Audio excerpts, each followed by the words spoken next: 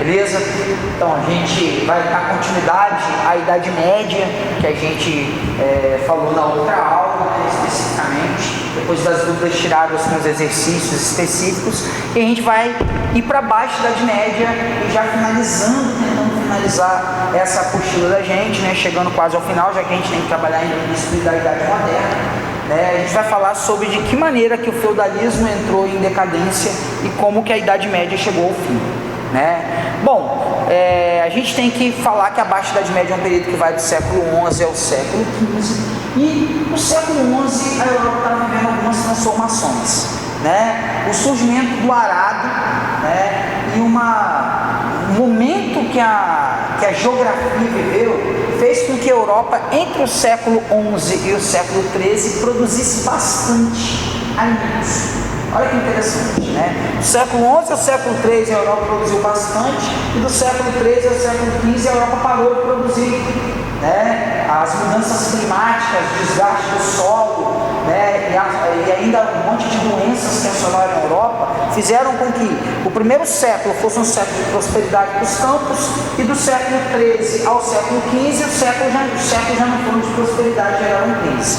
Nesse primeiro período aqui, do século XI ao século XV, as coisas eram produzidas e geravam excedente, ou seja, sobrava comida, a ponto dessa comida e desses produtos serem levados para cidades que já existiam e sempre existiram dentro da Europa para serem comercializadas, né?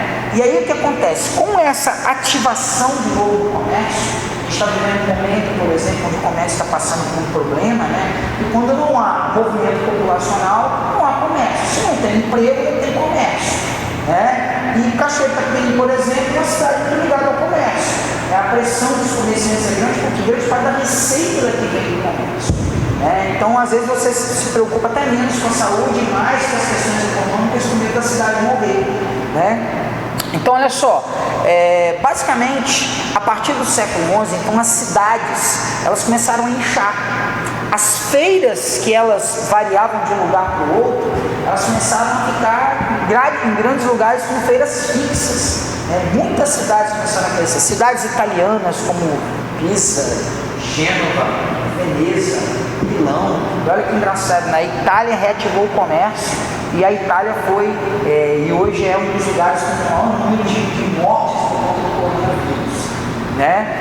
Então, as cidades italianas, elas ganhavam muita força, as capitais de Portugal, na Espanha, na Bélgica, perto na Bélgica, né? Na Holanda, nas regiões que ainda não existia a Alemanha, na Itália, na verdade, a Alemanha e a Itália não existiam ainda, eram lugares, muitas cidades independentes, muitos reinos, né, muitos ducados ainda, né, aquela estrutura medieval. A Itália e a Alemanha só vão virar país no século XIX, então isso tem que ser colocado em ponto aqui, em destaque. Mas o comércio começou a ficar ativo aqui. A burguesia, que era uma classe que vivia nos burgos, né, disputava lugar com os vilões. Os vilões eram aqueles descendentes de camponeses que não viviam uma vida do campo e viviam uma vida como ferreiros, artesãos, né? E além de ter que pagar as obrigações feudais, mas eles não eram totalmente ligados à estrutura do campo lá do manso servil, né? Os burgueses não.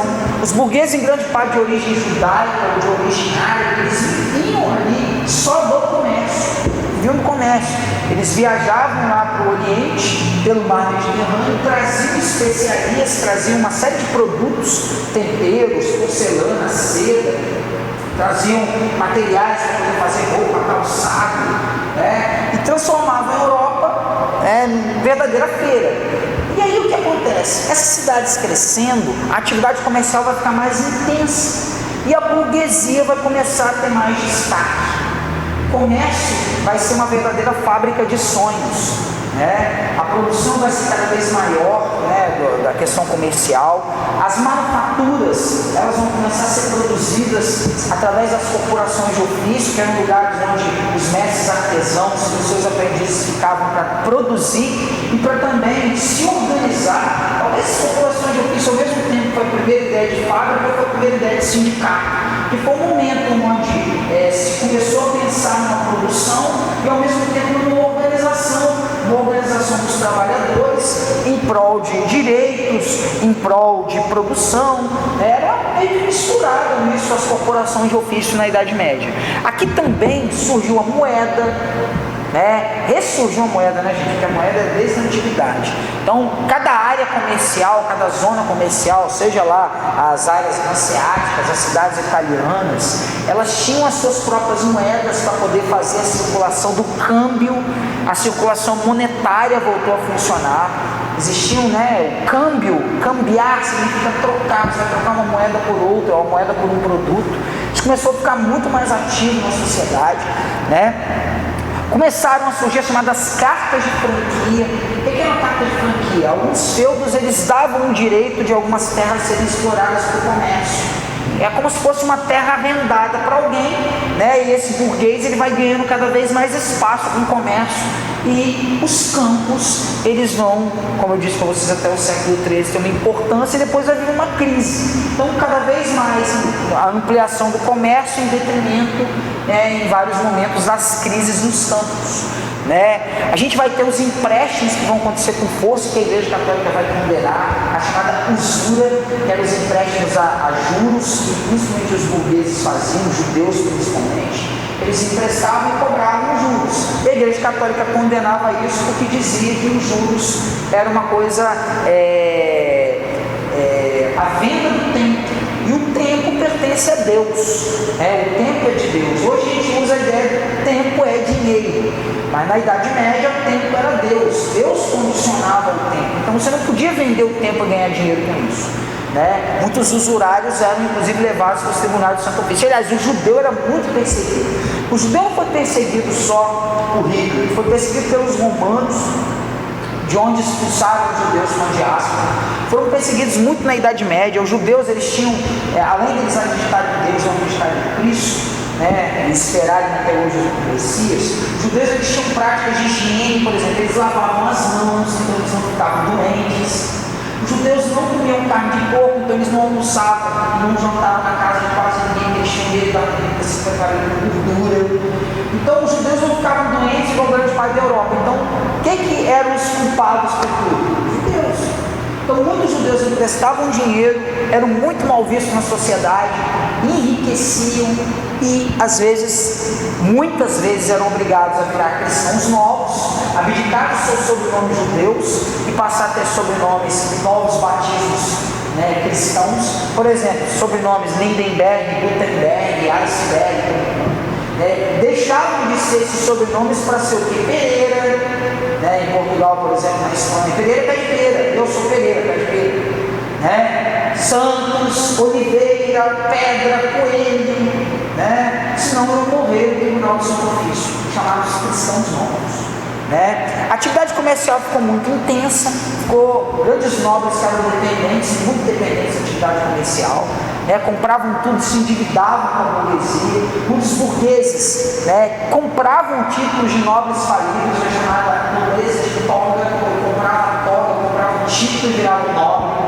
Olha o que acontecia, mesmo um burguês comprando um título de nobreza, ele nunca seria visto como nobre, ele não sabia se comportar na mesa como nobre, ele não tinha os usos dos costumes, como diz lá, nobre adquirido no processo civilizador, ele não era civilizado como nobre, ele não sabia falar, ele não tinha origem nobiliárquica.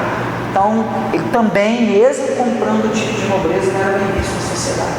Essas atividades comerciais, elas necessitavam ser ampliadas cada vez mais. Por isso que as cruzadas, que é outro ponto que eu vou falar, ela envolve religião, ela envolve terra feudal e ela envolve áreas comerciais. As cruzadas foram os conflitos que existiram entre os muçulmanos, entre os árabes e entre os cristãos, pelo domínio territorial, ou da Europa Ocidental ou do Oriente Médio, por ampliação das áreas econômicas, porque os cristãos queriam ampliar a economia para a área que os árabes dominavam e vice-versa. Jerusalém, inclusive, foi o ponto de destaque. Jerusalém, que bonitaria hoje é o mar de cristal, a gente aprendeu isso pequenininho nas igrejas quando a gente ia. Jerusalém, de fato, era rico e era um lugar de contato entre o Oriente e o Ocidente. E aí, a desculpa que se tinha era dominar Jerusalém, porque Jerusalém tinha religião, Jerusalém lá tinha o templo do Santo Sepulcro, os cristãos tinham uma mesquita sagrada, e Jerusalém hoje não está nem com árabes nem com cristãos. Jerusalém hoje é dos judeus, Jerusalém hoje é dos judeus, está lá no Estado de Israel especificamente. Então, a gente tinha as cruzadas, que foram um movimento de peregrinação religiosa, pessoas entravam nas cruzadas, os nobres em princípio, só os nobres, a convocação do concílio de Clermont, o Papa convocou um concílio e levou os nobres primeiro para fazer as cruzadas, para lutar contra os infiéis, e os árabes lutando contra os cristãos, para poder se expandir, o chamado jihad, que eles chamavam de evangelização, e nós chamamos de guerra santa, um choque de cultura, um choque de visão, e também por conta de terra. Geralmente os segundos filhos dos nobres, eles não tinham direito à terra, quem tinha era o primogênito, então eles tinham que ir para as cruzadas para lutar para ter terra. Então foi uma mistura de religião com fé, com terra, com economia, foram muitas cruzadas oficiais, nós passamos de 10 nas cruzadas oficiais, ainda teve a cruzada dos reis, chegou um momento na história que não era só nobre que estava lutando, aí você já tinha mendigo, criança, ferreiro, tem filme cruzado que mostra isso muito bem, inclusive a decepção de um cruzadista, vou contar para não dar spoiler para vocês, mas vejam o filme Cruzada, muito interessante para falar sobre esse momento da história. Quem venceu com os árabes? Quem venceu com os árabes? Os árabes não é à toa que eles ficaram na Península Ibérica do século VIII ao século XV, criando seus califados ali, mas isso serviu para abalar as estruturas feudais, porque necessitou que muitas monarquias já se formassem. Ou seja, para poder lutar contra os árabes, era preciso que aqueles vários feudos se juntassem e formassem uma unidade. A primeira ideia que a gente já tem de formação de monarquias nacionais. Ou seja, os feudos eles precisam deixar de ser aquelas unidades independentes e passar a se juntar agora a um rei, uma monarquia, arquia, poder de um, que vai tentar formar um exército permanente, que vai ter que ter uma estrutura burocrática, que vai ter que ter riqueza, vai ter que ter funcionários, E essas monarquias nacionais, elas se formam em grande parte, as cruzadas ajudam essa formação de monarquias nacionais, a crise dos feudos, também a crise dos campos ajuda a formar, Muitos feudos falidos resolvem entregar, os vassalos entregam os seus suzeranos às terras, ou são conquistados por outros, Muitas guerras feudais nós temos, de um feudo contra o outro, de um reino contra o outro. A gente vê isso nos vikings de novo, falando, os vikings queriam invadir outros reinos, tomar. Esse expansionismo fez parte da Idade Média, durante toda a Idade Média do feudalismo. Quando não conquistava unir um reino pelo casamento, se fazia pela guerra, você virava vassalo do outro. E aqui surgiram Portugal, Espanha, Inglaterra e França. Foram as primeiras monarquias nacionais que se formaram. A Portugal e Espanha se formaram a partir da luta de expulsão dos muçulmanos. Fernando de Aragão e Isabel de Castela, eram dois grandes reinos, se juntaram e doaram para um nobre chamado Afonso Henriques, o condado portucalense, que vai virar Portugal. E assim, quando Fernando de Aragão e Isabel de Castela se casam, forma-se a Espanha, e o condado portucalense ganha independência e a dinastia dos Borgonha entra formando Portugal. A Inglaterra começa a se formar a partir das cruzadas, a partir da formação das monarquias, é pensada numa carta magna, em que dinastias lutam pelo poder. Mais à frente a gente vai falar sobre isso, a luta da dinastia, quando a gente for falar especificamente de Inglaterra, lá na Revolução Inglesa, a gente vai falar um pouquinho sobre a luta das duas rosas, a Guerra das Duas Rosas, duas dinastias, os Lancaster e os York, lutaram pelo poder, e venceu os York. Dos York vai surgir a dinastia Tudor, e vai ser uma dinastia muito importante. Depois nós vamos ver a luta entre a dinastia Tudor, Lancaster. E hoje quem governa a Inglaterra é a dinastia dos Windsor, a rainha Elizabeth, que é uma Highlander ali, ela já passou por um monte de guerras, um monte de gerações, ela está ativa, e a Inglaterra vai ter o seu ícone com a rainha Elizabeth, não é essa a rainha Elizabeth, da dinastia Tudor, filha de Henrique VIII. E ainda tem a França, que surgiu dos francos, os francos eles tinham muitas dinastias no poder, a dinastia Merovingia, Carolíngia, e os francos eles surgem com duas dinastias, os capetinhos e os Valois, ou Valois, que é escrito, e eles vão fazer a unificação, da França. Aliás, né, vai ter uma treta grande entre a França e a Inglaterra, chamada Guerra dos 100 Anos, em que a França venceu pelo domínio da região comercial dos Flandres, né? Foi uma guerra que, pela posse, né, das leis sálicas, né, uma terra que pertencia a um país, ela vai ser disputada, né, por dois países que estão se formando, né, nem estavam formados totalmente ainda, Inglaterra e França, quando a guerra aconteceu. Ela durou 116 anos, né, ou seja, a França acabou vencendo, destacou-se nessa guerra aí a figura de uma mulher chamada Joana d'Arc, um ponto importante para vocês destacarem, né? E Joana d'Arc, ela falava com Santa Catarina, né? Ela tinha visões e ela se fez de homem para lutar na guerra. E olha que engraçado, né? A mesma Igreja Católica que queimou pediu desculpa, né? A Igreja Católica pegou, Joana d'Arc foi julgada, mesmo a França vencendo a guerra, tomando a posse de Flandres, né? Tendo a posse total de Flandres, a Inglaterra tinha reivindicado essa terra pelas questões das leis sálicas, e a França não aceitou. A França venceu a guerra, Joana d'Arc participou da vitória, mas foi queimada por bruxa, né? Depois a Igreja Católica deu um passo atrás e hoje Joana d'Arc é Santa Joana d'Arc, né? Como que são as coisas e a história passando, né? E aí o que acontece, gente? As monarquias começam a se formar, os feudos entrando em crise, muita crise nos campos, e ainda por cima a fome, ela mudou totalmente as características europeias. Muitas pessoas vêm para a cidade, muita marginalidade, prostituição, né? Crescimento de problemas urbanos como higiene, saneamento básico. Isso vai ser um lugar fértil para uma série de doenças. A peste negra, por exemplo, né, que é uma doença transmitida por uma pulga que se hospeda no rato. E o rato, entrando em contato com a população, esses ratos, eles vieram da Ásia, apesar da peste ser peste negra, mas o rato, ele veio da Ásia, nos navios de comércio, né? Ele veio nos navios de comércio e ele invadiu a situação precária da Europa e um terço da Europa morreu por conta de doenças. Além da peste negra, tinha lepra, tinha cólera, que é um bacilo transmitido pela água podre, água maltratada. Isso fez com que pessoas pensassem no apocalipse. E ainda atribuiu um judeu ao isso. Chegou um momento que eles achavam que era um gato, pelos pessoas da peste negra, e mataram os gatos. Aí aumentou a população de ratos.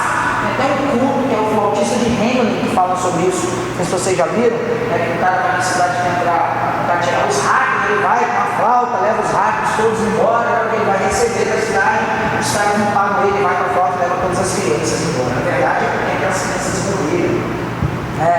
O conto fala exatamente sobre os ratos que chegaram e acabaram com a cidade inteira. Aliás, cidades inteiras eram devastadas pelas doenças. Além disso, né, as crises vão gerar guerras, ataques constantes. Pessoas vão viver nos bosques. Quem nunca ouviu falar na história do Robin Hood? Pode ter sido um mito a história do Robin Hood, mas a verdade é que muitos saques aconteciam nos bosques, né? Muitas guerras feudais. Nós tivemos guerras camponesas, como a revolta dos Jackass, né? Muitos camponeses atacando, né, comerciantes ou atacando cobradores de impostos para poder sobreviver, né? Feudo contra feudo, camponês contra senhor. Isso desestrutura totalmente a Idade Média, né? Pestes, fome, guerras, tá? E o marco decisivo é quando, né, no século XV, em 1453, os turcos otomanos invadem lá o mar Mediterrâneo, tomam o Império Bizantino, e esse local de comércio, que era o que estava dando para a Europa agora um novo olhar, uma nova vida, né, a chamada Revolução Comercial, ele é paralisado. E a Europa vai ter que se virar, né? Então, a partir da tomada do mar Mediterrâneo, um novo olhar para o mundo passa a ser visto. Ou seja, nós temos que encontrar um outro lugar, nós temos que nos lançar no mar e encontrar um novo mundo, né? Como se fosse o fim do mundo, velho. Eu tenho que ir para fora daqui, eu tenho que ir para outro planeta, né? Tipo, por isso que muita gente compara a descoberta da América com o homem da Lua, porque realmente foi um novo lugar. A Europa precisava de novos ares, né? Precisava de um novo olhar para o mundo, né? Agora começam críticas à religião e passam a valorizar mais as questões do humanismo, do antropocentrismo.